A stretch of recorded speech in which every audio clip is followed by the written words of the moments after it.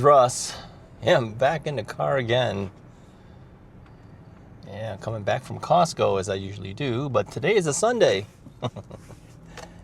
Yeah, Sunday. Yeah, I'm in Mrs. Wright's car again. As you know, sometimes I gotta go get gas for her. And I was out of chicken. This is a common theme here, huh? Yeah, I was out of chicken and came back from church and said, well, what are you going to have for lunch? She goes, she has stuff. And I go, well, I have nothing. I literally had no more chicken, no more anything. Yeah, so I had to go and get chicken. So she said, well, if you're going to go get chicken, take my car and get gas too. So then I said, well, I don't have anything, so can I get a pizza? She goes, okay, you can have a pizza. Usually she doesn't want me to get the pizza, but considering I had nothing, it would take a while to get the chicken, bring it back, deal with it then. So she said, no, okay, you can get a pizza. So I got a pizza. Now, here's an interesting story, all right? So I'm sitting down, and as you well know, Saturdays and Sundays are probably the worst days you can go. Even talking to Tom, he says, I can't believe you're here. He saw me one time during the weekend. I told him, yeah, I ran out of chicken. I had to get some chicken. So I had to come. And so anyways, I saw my friend Nate, who also works there too. And I told him, I says, hey, remind me never to come on Saturdays and Sundays. It's busy, man. That place is a madhouse. So anyways, I got my pizza and I'm sitting down. The thing is you got to wait a little bit until a table opens up. So a table finally opened up. So I sat down, started eating my pizza, and then I'm looking around and I'm going, okay, there's no more tables left. It is packed. So a Korean dad and his son got their salad. Actually, they got a salad. And see, they eat better than I do. Healthier. He's looking around, so I waved him over. So he sat down at the table with me. And then we got to talking. His son is in soccer. And so he says, yeah, we're basically going to do this, and then they got a soccer practice or something like that. So they practice during the winter months, of course. It'd be indoors, of course. And so we're talking, and he said, well, did you do your shopping already and then came to eat? I go, no, man, I eat first. And he said he asked his son the same thing. He says, do you want to eat first or do you want to shop first? And he goes, I want to eat first. Yeah, he's no dummy. He wants his food. So yeah, we had a good conversation. Sometimes I get a good chance to talk to some different people, at Costco. Yeah, really, there's no tables left. It's just way too many people. So if somebody doesn't let you in, then you just stand there, right? So that's no good. I'm just there by myself. There's plenty of space on those tables for 4 people total. So I said, yeah, come on over, sit down. So anyway, what else is going on? Well, it's a snowy day today. Yeah, everything's grayed out again. Yeah, like I mentioned in the last video, it's like a softbox. Softbox is a light diffuser essentially on studio lighting and the like, so you get no shadows, minimizes shadows and the like. So yeah, with the cloud coverage and everything, it's like a big softbox. You get even lighting essentially. So yeah, I don't have like big shadows on my face, or I'm all washed out from the light. So the last time we talked about things, we talked about forensic cases, right? And I told you about the couple stories, how the softbox effect helps on the crime scene photo sometimes when you're taking an outdoor photo. And I told you about the gay bar and the strip club. So I was thinking, what other stories do I have that might be interesting for you? There's a lot of stories. Some of them I've told before on the other channel, on the Russ is Right channel, but try to think of any news stories that would be of interest for you guys. Well, the thing is that we get assigned these cases, and a lot of it is just like, very basic things like, go out and take a photo of this, take a photo of that. I recall that, one of the things that we had to do was aerial photography. Yeah, so you get an assignment. It says, we need an overhead aerial shot of where this crime occurred. And so at that time, when I was doing law enforcement, we didn't have things like drones. So the only way to get an aerial photo is helicopter. Helicopter, yeah. So the DA's office, of course, doesn't own a helicopter, but the sheriff department has one. So we would have to make appointments with the sheriff department and say, hey, we need to take a helicopter out to get an aerial photo.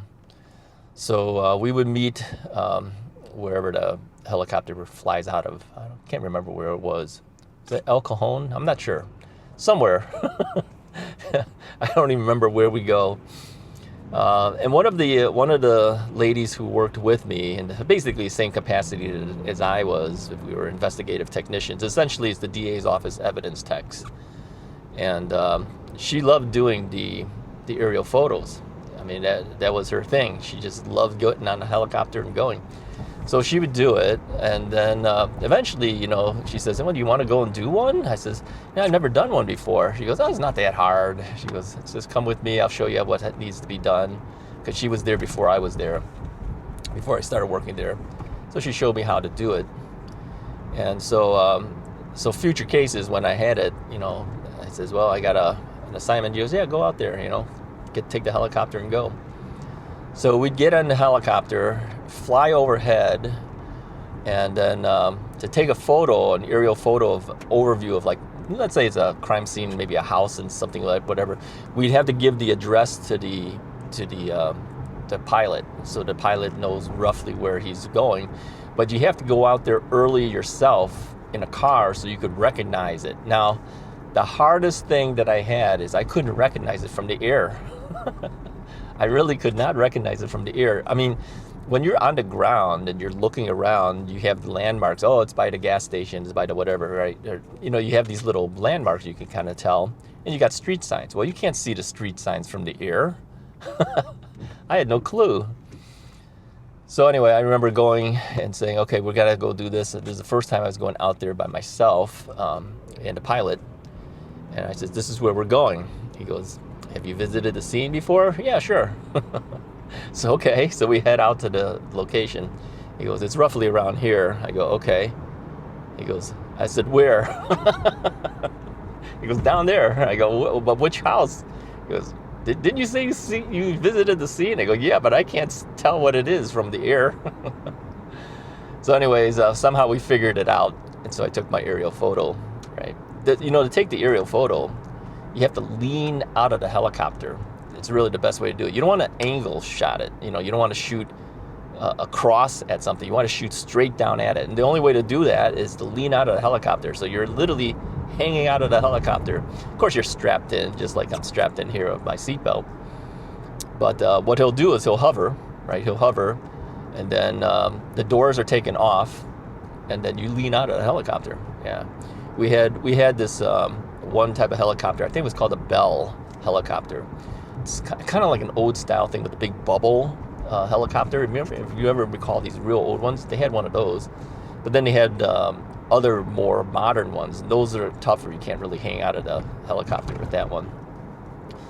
So anyway, I remember we finished one. It was on a subsequent one that we did, and I remember him telling me, he says, "Hey, you want to see something in the water?" I go, "Oh yeah, what do you got out there?" He goes, "Yeah, it's a sunken sub." I go, "What?" There's a sunken sub out here in the water in the Pacific Ocean. He goes, you want to go see it? I go, oh yeah, I want to go see it. So you fly out a certain distance, and sure enough, when you look down there, there's a sunken sub. I go, why is there a sub in the water there? He goes, yeah, most people don't know it's there. Yeah, the Navy just left it there. I mean, what do you do with it after you... What are you going to do with the thing if you don't use it anymore? They left it under the water. So yeah, So I got to see the sunken sub. He says, yeah, most people don't know it's there. The only way you really can see it is from the air, because you can see the outline, right? It's dark, it's underneath. I go, wow, a lot of hidden things that you can see. You know, the one thing I would say is that one thing that we were able to say that we did is we see things and do things that many people never get a chance to do. I will say that. Those are things that I miss about working the job, is because every day was a little different. Every case was a little different, you know. You have opportunity to take photos like that. I remember even having opportunity, the DA at the time. The DA is an elected position, okay? They have to elect you in. And the DA would call for my help, specifically call and ask for me, because I'd done a lot of things for him, you know. And I remember even doing some public relations type photos for him at some event and the like. But other times, you know, they would say we have a special, you know, high profile case thing. We need a specific shot taken, you know. And so he says, yeah, get Russ to take the shot, because he knew that my photos were pretty good and I had gained a certain reputation of being able to do things in photography, as we all know. And so he says, get Russ, get him to take the photo. He says, we need him to go to the jail and take a photo. Some guy, I guess, had created a shank. You know what a shank is? A shank is kind of like like a homemade knife, right? And so they every now and then they do a search of the cells, and they found the shank. So that of course means that's going to be a strike against his potential probation ability. So he says, we need to take the photo and show where it was found and the like. Apparently this inmate had I don't know what he did after they found it. He stuffed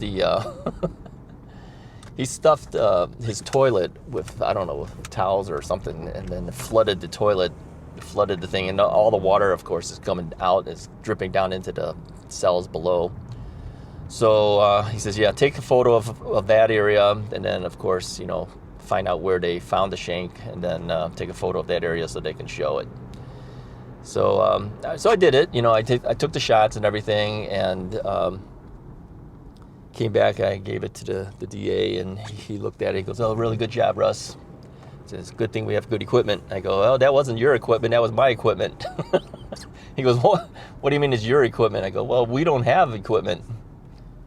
And he says, what do you mean you don't have equipment? I says, we don't have equipment good enough to take photos like this. So I had to use my own home equipment, my own equipment. Yeah, he didn't like that. He goes, get him some equipment. So he immediately put an order in to get new flashes for our unit and everything like that. So, but I do recall that my supervisor wasn't too happy about it, because he says typically he has to put in a request for, you know, the things that he needs for the year. And he says, I've been making requests for these things for a long time, and they, you know, they either give it to us or they don't give it to us. He says, you do one photo and you get the DA to get new flashes for us? I go, oh yeah. Yeah, he wasn't happy about that. Because it's almost like I overstepped my bounds. But I said, it wasn't me. It wasn't me. It was the DA who did it. It wasn't me. I just pointed out the fact that, because he asked me, he says, you know, well, how did you do it? What do you know, good thing we had equipment. And I says, well, it wasn't your equipment. It was my equipment. Sometimes, you know, you try to do something good for somebody and then it just doesn't turn out that way. They get upset. So yeah, he was a little upset that he says, you know, I went over his head. But, you know, he asked me a question. What do you want me to say? You want me to lie to the DA? So we got our stuff, but yeah, what are you gonna do, right? Some of the goofy things that happen at different jobs. Anyways, if you like this story, go ahead and hit that like button. Hit the subscribe button if you haven't already done so. I do appreciate it. We'll talk about more forensic stories as we get around to them. If I can remember them, I'll bring one up every now and then. All right, I'll talk to you guys next time.